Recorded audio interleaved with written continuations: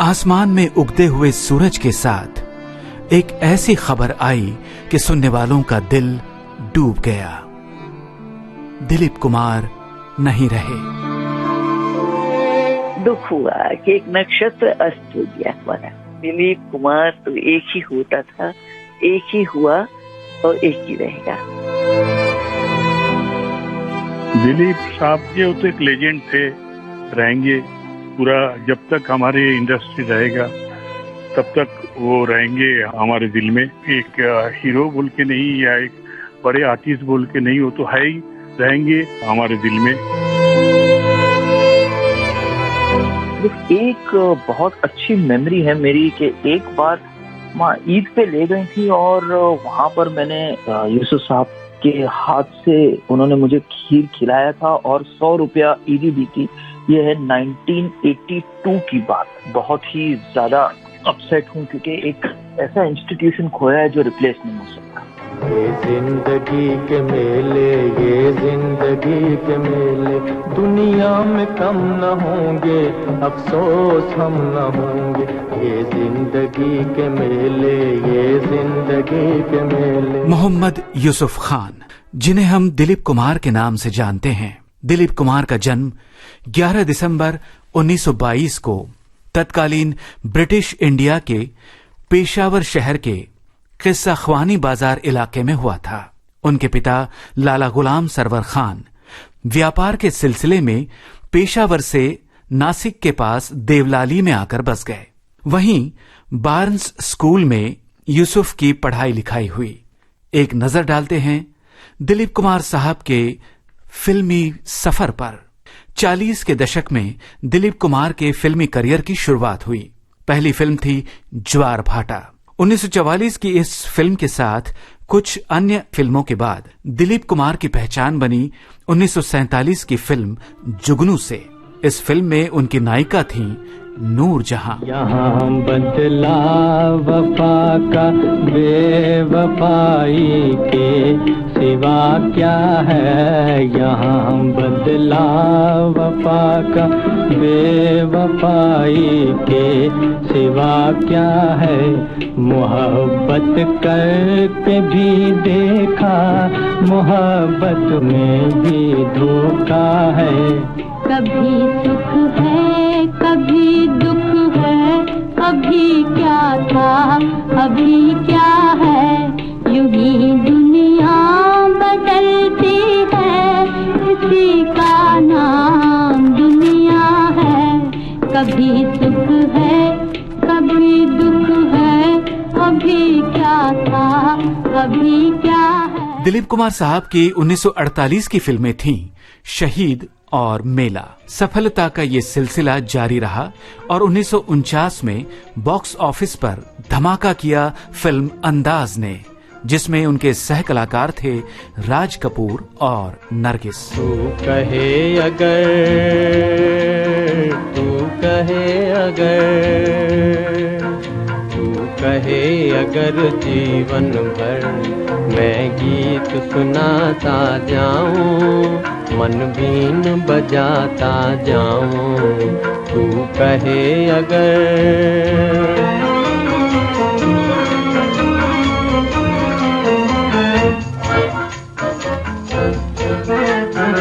और आग मैं अपने दिल की हर दिल में लगाता जाऊं, दुख दर्द मिटाता जाऊं। तू कहे अगर। अपने निराले अंदाज के अभिनय से दर्शकों का दिल जीतने वाले दिलीप कुमार अब ट्रेजेडी किंग के रूप में फिल्मी दुनिया में स्थापित हो चुके थे। 50 के दशक में उनके सफलता की सीढ़ियां थीं ये फिल्में। 1950 की फिल्में जोगन और बाबुल, हलचल, दीदार और तराना 1951 में रिलीज हुई। आन, दाग और संगदिल ये फिल्में थीं 1952 की। 1953 में शिकस्त और 1954 में आई अमर। दिलीप साहब की 1955 की फिल्में थीं उड़न खटोला, आजाद, इंसानियत और देवदास। देवदास क्यों? कुछ ही दिन हुए पीना शुरू की है। इतनी ज्यादा बर्दाश्त नहीं कर सकूंगी। कौन कमबख्त है जो बर्दाश्त करने के लिए पीता है? मैं तो पीता हूं कि बस सांस ले सकूं, और ऐसी जगह से उठकर जाने की ताकत नहीं है ना, तभी तो यहां पड़ा रहता हूं, बस देखता रहता हूं तुम्हारे मुंह की तरफ। तो भी मैं बिल्कुल बेहोश नहीं होता, कुछ होश रह ही जाता है। होश से कह दो, कभी होश न आने पाए। 1957 की फिल्म नया दौर ने जो धूम मचाई, उससे हम सब भली भांति वाकिफ हैं। दिलीप कुमार की 1958 की फिल्में थीं यहूदी, मधुमती और पैगाम, जिन्हें देखने वालों ने खूब पसंद किया। आज वही दर्शक और पूरा मुल्क गम में डूबा है। ऐसी यादगार फिल्मों में अपने अभिनय से अमर होने वाले दिलीप कुमार साहब आज हमारे बीच नहीं है। उनकी स्मृतियों को शत शत नमन।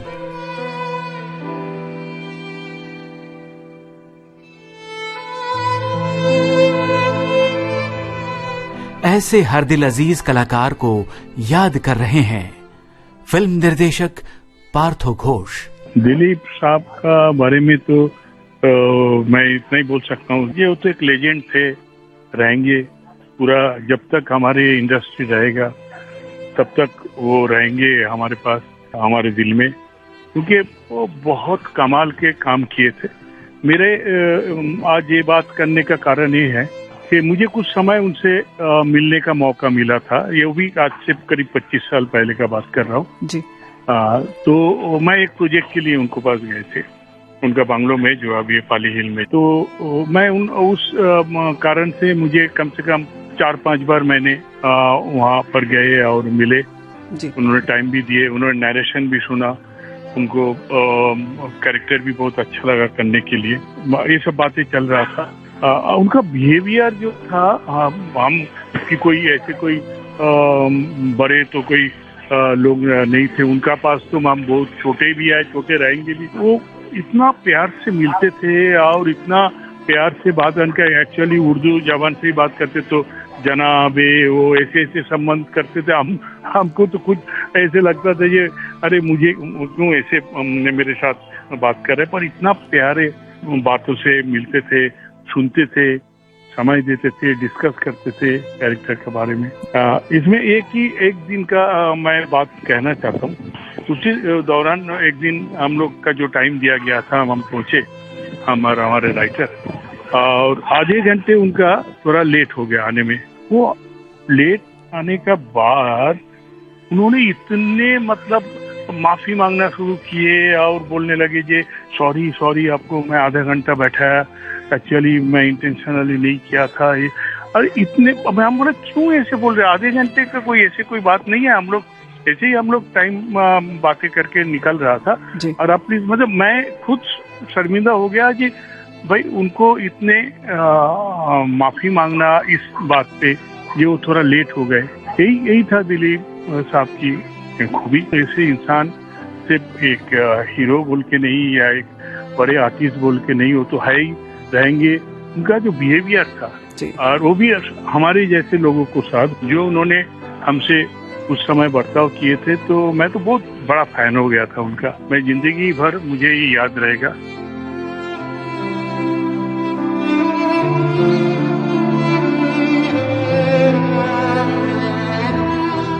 दिलीप कुमार साहब ने सभी को चौंका दिया एक पार्श्व गायक के रूप में सामने आकर।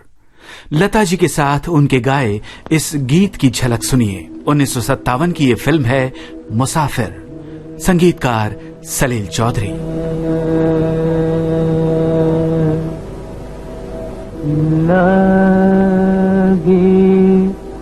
नहीं छूटे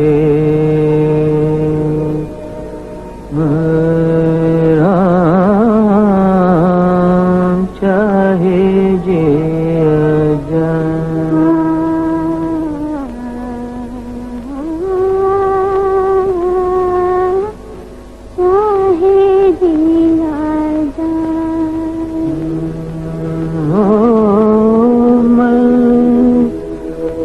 अपनी मस्ती का जोगी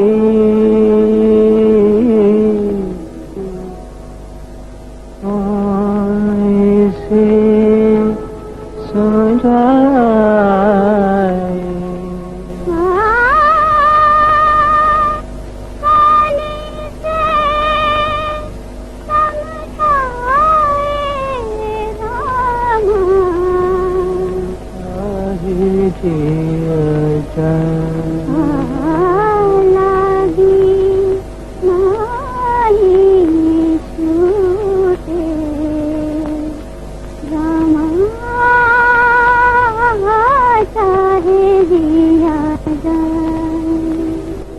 तारों में मुस्कान है तेरी, चांद तेरी परछाई, उतने गीत हैं जितनी रातें हमने साथ बिताई।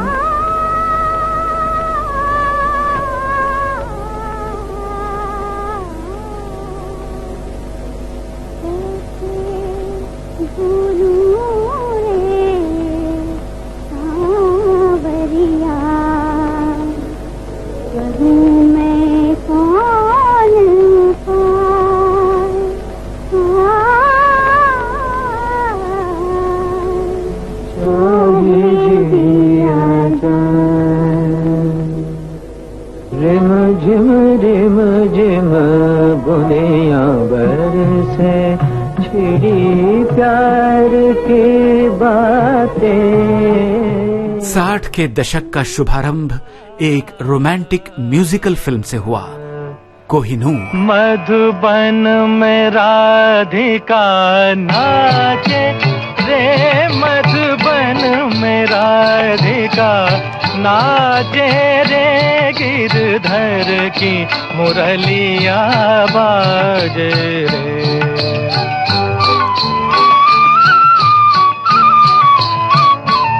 गिरधर की मुरलिया बाजे रे, मधुबन में राधिका नाचे रे।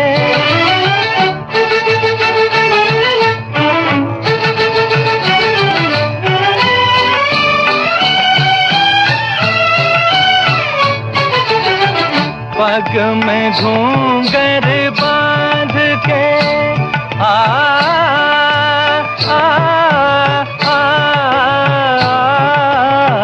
पग में घूंघर बांध के, घूंघटा मुख पर डार के, नैनन में कजरा लगा के रे, मधुबन में राधिका नाचे रे।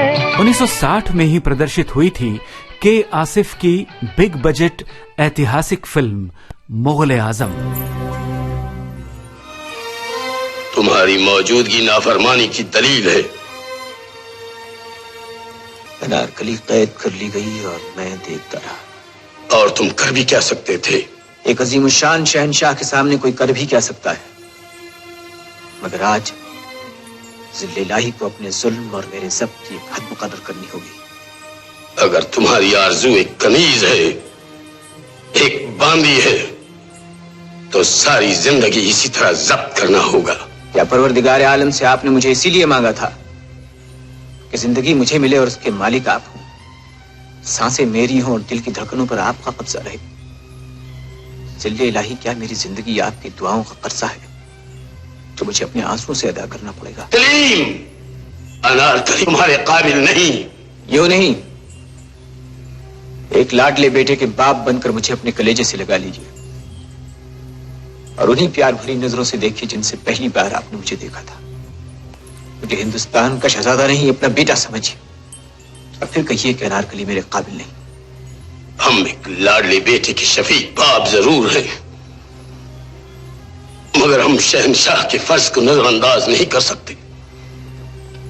हम अपने बेटे के धड़कते हुए दिल के लिए हिंदुस्तान की तकदीर नहीं बदल सकते। तकदीरें बदल जाती हैं, जमाना बदल जाता है, मुल्कों की तारीख बदल जाती है, शहंशाह बदल जाते हैं, मगर इस बदलती हुई दुनिया में मोहब्बत जिस इंसान का दामन थाम लेती है वो इंसान नहीं बदलता।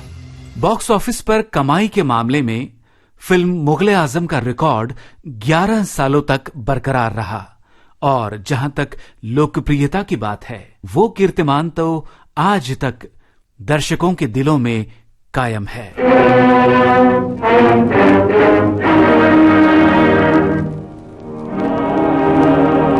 वफा की राह में आशिक की ईद होती है,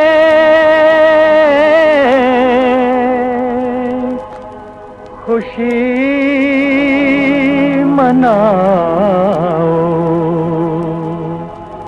मोहब्बत शहीद होती है।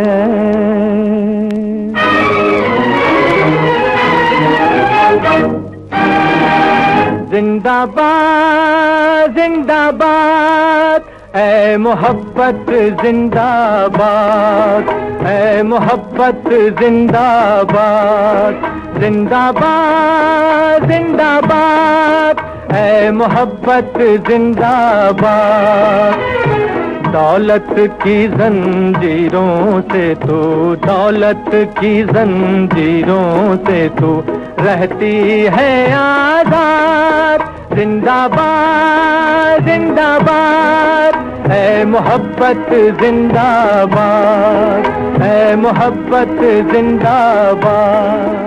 अपने जीवन में दिलीप कुमार साहब ने केवल एक ही फिल्म का निर्माण किया और वो थी 1962 की ब्लॉकबस्टर फिल्म गंगा जमुना। 60 के दशक में जिन अन्य फिल्मों में दिलीप कुमार रुपहले पर्दे पर आए वो फिल्में थीं लीडर, दिल दिया दर्द लिया, राम और श्याम और संघर्ष। दिलीप कुमार की जीवन संगिनी सायरा बानू 1970 में पहली बार पर्दे पर उनकी नायिका बनी फिल्म गोपी में।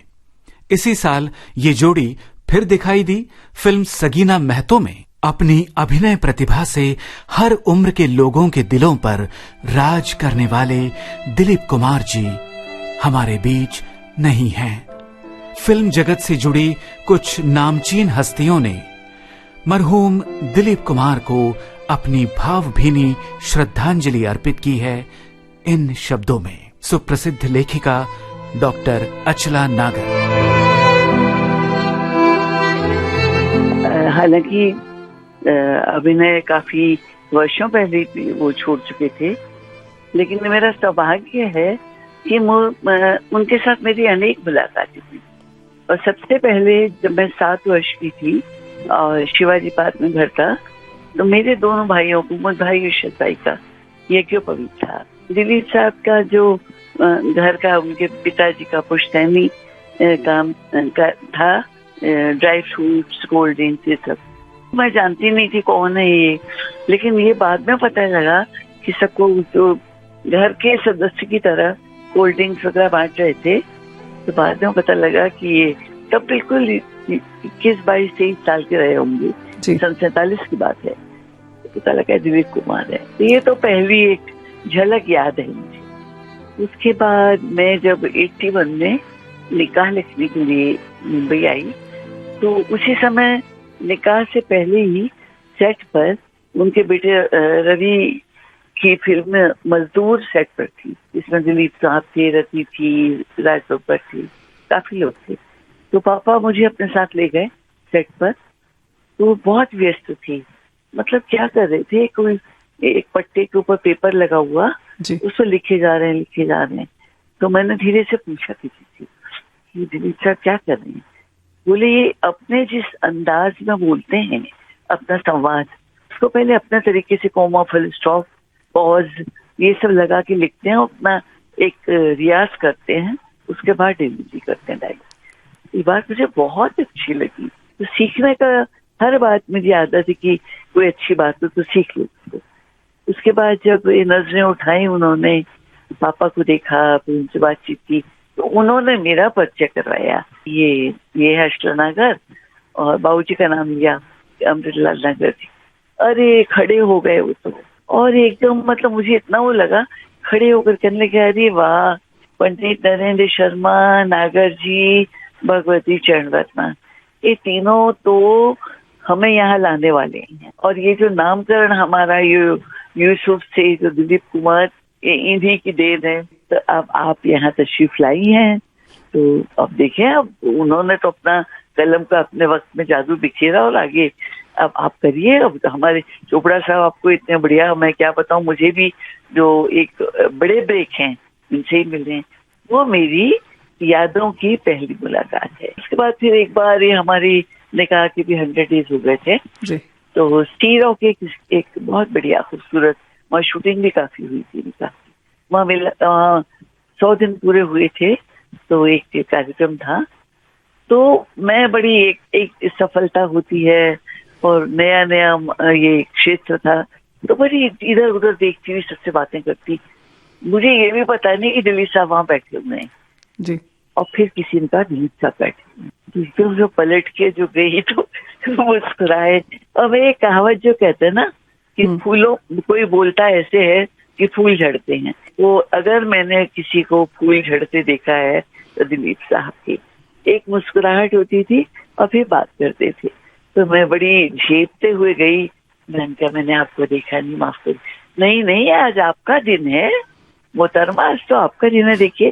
तो मैं बड़ा एक वो लगने लगा है, एक झिझक थी जी। लेकिन हमेशा बहुत, जब भी मुलाकात होती फिर मेरे बच्चों को बताते हैं मेरे बच्चे कि उनसे ही परिचय हो गया उनका, तो एडिटिंग करने ये लोग जाते थे, वो भी कुछ एडिटिंग, तो ये कहा करती थी देखो बच्चों काम करो, इन काम क्यों करते हैं, खाने के लिए, तो आप लोग समय से वक्त से खाना खाइए। तो दिलीप साहब तो क्या कहा जाए कि कलाकारों में आज अमित जी से पूछिए आप, एक ही नाम लेते हैं बस, दिलीप कुमार तो एक ही होता था, एक ही हुआ और एक ही रहेगा।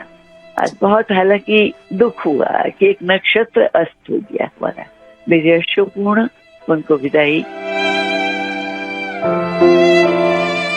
दिलीप कुमार के फिल्मी करियर की एक नई पारी शुरू हुई 1980 में और ये धमाकेदार शुरुआत मनोज कुमार की फिल्म क्रांति से हुई और चरित्र भूमिकाओं का ये सिलसिला जारी रहा 1998 तक। क्रांति के बाद विधाता, शक्ति, मशाल, दुनिया, धर्म अधिकारी, कर्मा, कानून अपना अपना, सौदागर और किला, इन फिल्मों के वो सभी किरदार जो दिलीप कुमार साहब ने निभाए बेहद पसंद किए गए। तकदीर है क्या मैं क्या जानूं, आहा आहा, तकदीर है क्या मैं क्या जानूं, तकदीर है क्या मैं क्या जानूं, मैं आशिक हूँ तदबीरों का, मैं आशिक हूँ तदबीरों का, हाथों की चंद लकीरों का, तिरछितम तितम तारिचितम तितम तिरछितम तितम तोरिचितम तितम तिरछितम तोरिचितम तिरछितम तारिचिता तारारारारारा। दिलीप कुमार ने अपने लंबे फिल्मी सफर में 8 बार सर्वोत्कृष्ट अभिनय के लिए film fair best actor award जीता है और उन्हें film fair life time achievement पुरस्कार से सम्मानित किया जा चुका है। भारत सरकार की ओर से दिलीप कुमार को उनके भारतीय सिनेमा के योगदान के लिए 1991 में पद्म भूषण, 1994 में दादा साहेब फाल्के पुरस्कार तथा सन 2015 में पद्म विभूषण से सम्मानित किया जा चुका है। मरहूम दिलीप कुमार को अपनी भावभीनी श्रद्धांजलि अर्पित की है अपने जमाने की मशहूर अभिनेत्री कुमकुम के सुपुत्र तथा फिल्म निर्देशक हादी अली अबरार। मैं बहुत ही ज्यादा अपसेट हूँ क्योंकि एक ऐसा इंस्टीट्यूशन खोया है जो रिप्लेस नहीं हो सकता। यादें अगर आप कहें तो माँ के साथ मैं उनके यहाँ पर शायद 4 या 5 बार गया हूँ। सिर्फ एक बहुत अच्छी मेमोरी है मेरी कि एक बार माँ ईद पे ले गई थी और वहां पर मैंने यूसुफ साहब के हाथ से उन्होंने मुझे खीर खिलाया था और 100 रुपया ईदी दी थी। ये है 1982 की बात। वो मेमोरी इतनी घर कर गई है मेरी जिंदगी में कि एक इतने बड़े लेजेंड के साथ मैंने खीर खाया और वो 100 रुपया मुझे दिया था, जो आज तक मेरे लिए बहुत बड़ी मेमोरी है वो। और ये भी कहना चाहूंगा कि उनको खाने पीने का बड़ा शौक था और एंटरटेन करने का बड़ा शौक था। जब भी मैं गया हूँ तो मैं उनके यहाँ पर दावत पर ही गया हूँ। वो जो दावत होती थी वो कोई नवाब की दावत से कम नहीं होती थी। Variety of food, huge spread and मतलब क्या खाएं क्या नहीं खाएं, और उन्हें भी खाने का बड़ा शौक था। थिंक उनको मुगलाई का बड़ा शौक। Gentleman and always spoke so correctly. Advises उनकी इतनी करेक्ट होती थी कि मुझ जैसा छोटा सा बच्चा भी उनकी हर चीज वो नाप तोल कर वो हर चीजें उसी हिसाब से कहते थे जिस एज के आप हो। तो अगर मैं था कुछ 9-10 साल का तो उन्होंने मुझसे सिर्फ उसी तरह से बातें की जो मतलब मेरे जहन में रह जाए। And that's why he is such a great legend. Dilip Kumar अब हमारे बीच नहीं हैं, मगर उनके अभिनय का और उनकी आवाज का जादू हमारे दिलों पर छाया रहेगा हमेशा के लिए। बड़ा कठिन है प्रश्न ये भैया, आए बारंबार।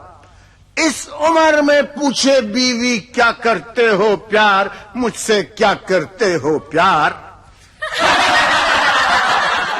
अरे पूछे मेरी बीवी do you love me, do you love मी, तो क्या कहा आपने? अरे बरसों से तो कहता आया I love you, I love you. हर दिन हर पल यही कहूं मैं आई लव यू। सुबह सवेरे काम पे जाऊं आई लव यू, सांझ ढले जब काम से आऊं आई लव यू। खाते पीते सोते उठते आई लव यू। फिर भी पूछे बीवी मेरी do you love me, do you love me. बार बार यही दोहराऊं आई लव यू। अपने अभिनय का लोहा मनवाने वाले दिलीप साहब हमारे बीच नहीं हैं। उनकी यादों को विनम्र नमन।